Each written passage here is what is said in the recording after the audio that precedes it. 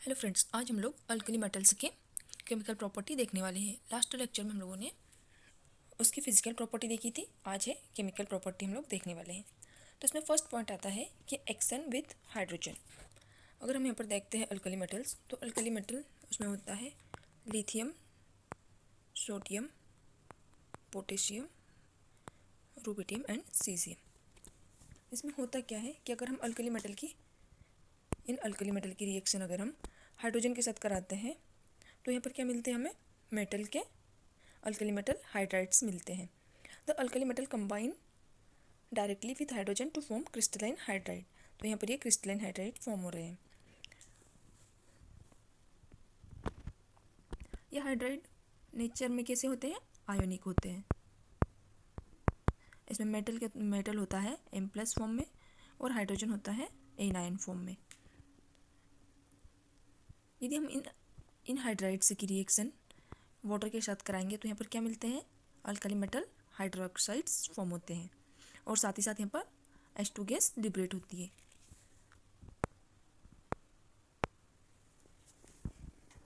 फिर अगर हम देखते हैं यहाँ पर कि जो अल्कली मेटल हाइड्राइड में अगर हम बॉन्ड का आयनिक कैरेक्टर देखते हैं तो बॉन्ड का आयनिक कैरेक्टर जैसे जैसे हम डाउन द ग्रुप आते जाएंगे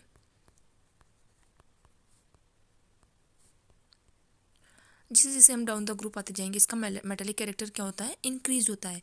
तो जैसे जैसे मेटालिक कैरेक्टर इंक्रीज होता जाएगा उसका आयोनिक नेचर भी, हाइड्राइड्स का आयोनिक नेचर भी इंक्रीज होता जाएगा। तो हम यहाँ पर देखते हैं कि लिथियम हाइड्राइड,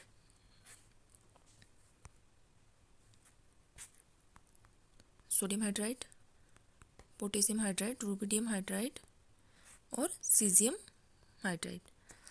तो डाउन द ग्रुप आने पर क्या होता है? इसका आयोनिक कैरेक्टर इंक्रीज हो रहा है। तो सबसे ज़्यादा आयोनिक रहेगा सीजियम हाइड्राइड, फिर rubidium hydride, potassium hydride, sodium hydride और लिथियम हाइड्राइड जो है कि सबसे कम या लेस आयोनिक कैरेक्टर शो करता है। फिर देखते हैं इसकी थर्मल स्टेबिलिटी। तो जैसे जैसे आयोनिक कैरेक्टर इंक्रीज होता है उसकी थर्मल स्टेबिलिटी क्या होता है? डिक्रीज होती है। तो सबसे ज़्यादा थर्मल स्टेबिलिटी होगी लिथियम हाइड्राइड की। लिथियम हाइड्राइड सबसे ज़्यादा थर्मली स्टेबल होता है। उसके बाद sodium hydride, potassium hydride, rubidium hydride और लास्ट में है वो सीजियम हाइड्राइड। लेस स्टेबल होता है, लेस थर्मली स्टेबल होता है। नेक्स्ट पॉइंट आता है एक्शन विथ हैलोजन। तो जितनी भी अल्कली मेटल होती है वो हैलोजन के साथ डायरेक्टली रिएक्ट करके क्या फॉर्म कर लेते हैं? यहाँ पर ये मेटल हेलाइड्स फॉर्म करते हैं। ये मेटल हेलाइड होते हैं वो नेचर में आयोनिक होते हैं। जबकि अगर लिथियम हेलाइड को हम देखते हैं तो इसका नेचर कैसा होता है? कोवेलेंट होता है। Potassium halide, rubidium halide, caesium halide, ये हेलाइड ये मेटल्स के साथ क्या करते हैं? एक एक्स्ट्रा हेलोजन के साथ रिएक्ट करके पॉलीहेलाइड का फॉर्मेशन करते हैं। अगर अपन यहाँ देखते हैं पोटेशियम आयोडाइड जब आयोडीन के साथ रिएक्ट करेगा तो यहाँ पर पोटेशियम आयोडाइड पॉलीहेलाइड का फॉर्मेशन कर लेता है। ये हेलाइड कैसे होते हैं? ये क्रिस्टलाइन होते हैं और इनका मेल्टिंग और बॉइलिंग पॉइंट की बात करते हैं तो इनका दोनों मेल्टिंग पॉइंट भी और बॉइलिंग पॉइंट भी क्या होते हैं? हाई होते हैं।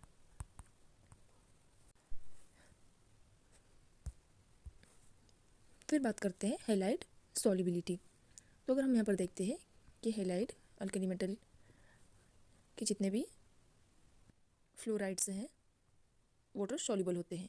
लेकिन अगर हम बात करते हैं कि लिथियम के फ्लोराइड जो है अल्कली मेटल फ्लोराइड्स में देखते हैं तो ये क्या होते हैं? ये वाटर सॉल्युबल होते हैं। लेकिन जब हम देखते हैं कि लिथियम फ्लोराइड जो होते हैं वो वाटर में सॉल्युबल नहीं होता है।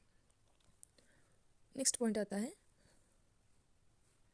Action with water. Alkali metal water को डिकम्पोज करते हैं और हाइड्रोजन का इवोल्यूशन करते हैं।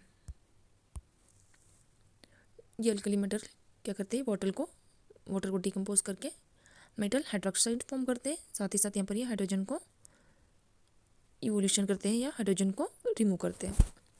अगर हम यहाँ देखते हैं कि caesium hydroxide, rubidium hydroxide, potassium hydroxide, sodium hydroxide, lithium hydroxide, इसमें क्या है? इसमें ये हाइड्रोक्साइड, ये जो 4 हाइड्रोक्साइड है वो क्या है? थर्मली स्टेबल होते हैं।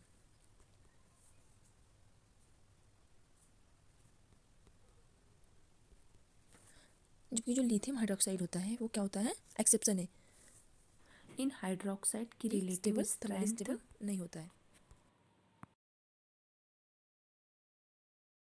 लिथियम हाइड्रोक्साइड से सीसियम हाइड्रोक्साइड की तरफ इंक्रीज होती है। तो सबसे ज़्यादा रिलेटिव स्ट्रेंथ रहेगी वो है सीसियम हाइड्रोक्साइड, फिर रुबिडियम हाइड्रोक्साइड, पोटेशियम हाइड्रोक्साइड और सोडियम हाइड्रोक्साइड। और सबसे कम रिलेटिव स्ट्रेंथ है वो लिथियम हाइड्रोक्साइड्स। नेक्स्ट पॉइंट आता है एक्शन विद ऑक्सीजन। इसमें क्या होता है कि अल्कली मेटल की एफिनिटी टुवर्ड ऑक्सीजन इंक्रीज होती है। जब अल्कली मेटल को एटमॉस्फेरिक ऑक्सीजन के साथ हीट किया जाता है तो क्या होता है कि अल्कली मेटल का इग्निशन होता है और ये क्या करते हैं, ऑक्साइड का फॉर्मेशन करते हैं। जब अगर हम लिथियम की रिएक्शन किसके साथ कराएंगे, जब हम लिथियम की रिएक्शन ऑक्सीजन के साथ कराते हैं या फिर लिथियम को ऑक्सीजन के साथ हीट करते हैं तो यहाँ पर मिलते हैं जनरल ऑक्साइड। अगर हम इसमें ऑक्साइड में ऑक्सीजन का ऑक्सीडेशन स्टेट देखते हैं तो उसको हम कैलकुलेट किस टाइप से करेंगे, जितनी भी अल्कली मेटल होती है वो अपने साथ कितना चार्ज कैरी करती है, +1। तो लिथियम का +1, 2 लिथियम है तो +2 प्लस ऑक्सीजन का इनका x इज इक्वल टू 0, तो x इज इक्वल टू -2। तो यहाँ पर ऑक्साइड का इस ऑक्साइड लिथियम ऑक्साइड में ऑक्सीजन का ऑक्सीडेशन स्टेट कितना हो गया, यहाँ पर होता है -2। फिर देखते हैं कि सोडियम की अगर रिएक्शन हम कराएंगे ऑक्सीजन के साथ तो यहाँ पर सोडियम परऑक्साइड फॉर्म होता है। ये सोडियम परऑक्साइड, अब इसमें देखते हैं कि परऑक्साइड में ऑक्सीजन का ऑक्सीडेशन स्टेट क्या है, +2 plus 2x is equal to 0, 2x is equal to -2, तो x इज इक्वल टू -1। तो परऑक्साइड में ऑक्सीजन का ऑक्सीडेशन स्टेट होता है वो ऑक्सीजन का ऑक्सीडेशन स्टेट होता है -1। जनरल ऑक्साइड के केस में ऑक्सीजन का ऑक्सीडेशन स्टेट होता है -2, परऑक्साइड के केस में ऑक्सीजन का ऑक्सीडेशन स्टेट रहेगा -1। फिर देखते हैं सुपर ऑक्साइड्स। जब अगर हम पोटेशियम, रुबिडियम और सीजियम इसकी रिएक्शन अगर हम कराएंगे ऑक्सीजन के साथ तो हमें सुपर ऑक्साइड्स मिलते हैं। फिर सुपर ऑक्साइड में ऑक्सीजन का ऑक्सीडेशन स्टेट हम देखते हैं कि इसका ऑक्सीडेशन स्टेट क्या रहेगा। तो पोटेशियम का +1 plus x is equal to what, 0, 2x, 2 oxygen है इसलिए इसका यहाँ पर 2x, तो 2x -1, x is equal to -12। तो सुपर ऑक्साइड में ऑक्सीजन का ऑक्सीडेशन स्टेट -½ रहेगा।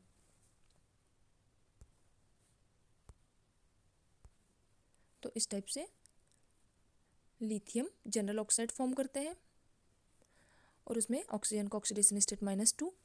फिर सोडियम होते हैं, सोडियम परऑक्साइड्स फॉर्म करते हैं, ये परऑक्साइड, और परऑक्साइड में ऑक्सीडेशन स्टेट होती है ऑक्सीजन की -1। पोटेशियम, रुबिडियम और सीजियम क्या करते हैं, सुपर ऑक्साइड फॉर्म करते हैं और सुपर ऑक्साइड का ऑक्सीडेशन स्टेट होती है -½ फिर बात करते हैं सुपर ऑक्साइड्स की। सुपर ऑक्साइड, जैसे जैसे हम डाउन द ग्रुप आते जाते हैं अल्कली मेटल का साइज इंक्रीज होता है। तो जैसे साइज इंक्रीज होता है सुपर ऑक्साइड की स्टेबिलिटी भी इंक्रीज होती है। Potassium super oxide, rubidium super oxide और सीजियम सुपर ऑक्साइड। तो फिर सबसे ज़्यादा स्टेबल कौन सा हुआ, सीजियम सुपर ऑक्साइड सबसे ज़्यादा स्टेबल है, उसके बाद रुबिडियम ऑक्साइड और फिर potassium superoxide. Most stable रहेगा caesium superoxide due to the increase in lattice energy. इसकी लेटिस एनर्जी सबसे ज़्यादा है, इस कारण से ये क्या होंगे, स्टेबल सबसे ज़्यादा रहेंगे। ये जो अल्कली मेटल की जो सुपर ऑक्साइड्स होते हैं ये क्या होते हैं, कलर्ड होते हैं, क्योंकि इसमें अनपेयर इलेक्ट्रॉन प्रेजेंट रहता है। यहाँ पर देखते हैं तो यहाँ पर एक अनपेयर इलेक्ट्रॉन प्रेजेंट होता है, यहाँ पर अनपेयर इलेक्ट्रॉन प्रेजेंट है इसलिए ये क्या हो जाते हैं, नेचर में पैरामैग्नेटिक होते हैं, पैरामैग्नेटिक। पोटेशियम सुपर ऑक्साइड और सीजियम सुपर ऑक्साइड का कलर कैसा होता है, ऑरेंज कलर के होते हैं, जबकि जो रुबिडियम ऑक्साइड होते हैं रुबिडियम के जो सुपर ऑक्साइड होते हैं वो कलर में ब्राउन होते हैं।